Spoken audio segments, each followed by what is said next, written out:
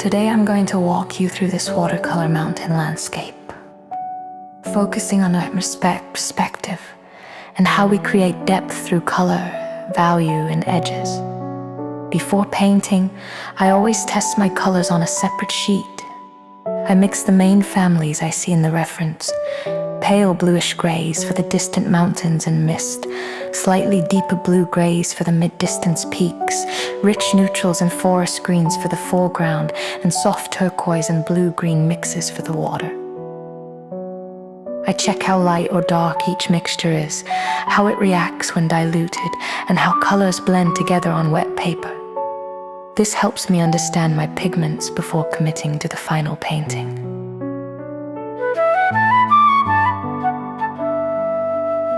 I tape my watercolor paper to a board to keep it flat and to maintain a clean border. I work from the top downwards so gravity pulls any moisture into areas that haven't been painted yet, preventing accidental smudging.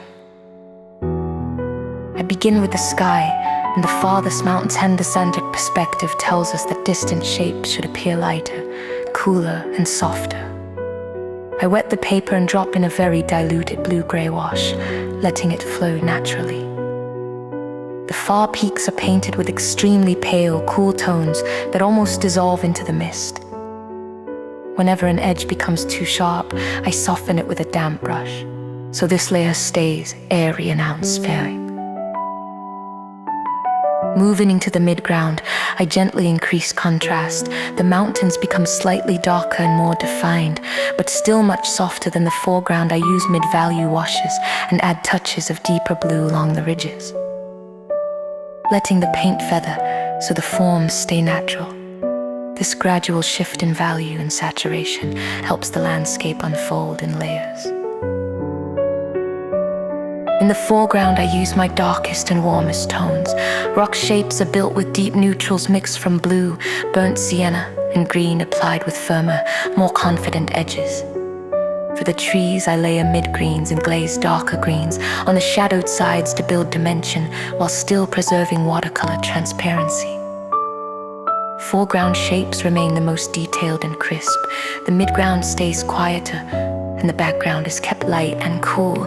Our eyes naturally read this as depth. For the water, I use diluted turquoise and blue-green washes, keeping the surface in light to mid values to create reflections.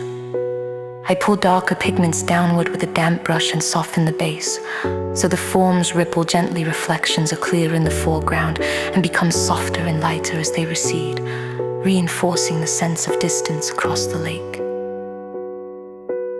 There are two ways to lighten a watercolor mixture. You can dilute the pigment with more water for transparent mountain-spinning washes, perfect for skies and distant mountains, or you can lighten by tinting, adding a small amount of white gouache or white watercolor to create more opaque highlights. I use tinting mainly at the end when I want bright accents that sit cleanly on top of darker layers.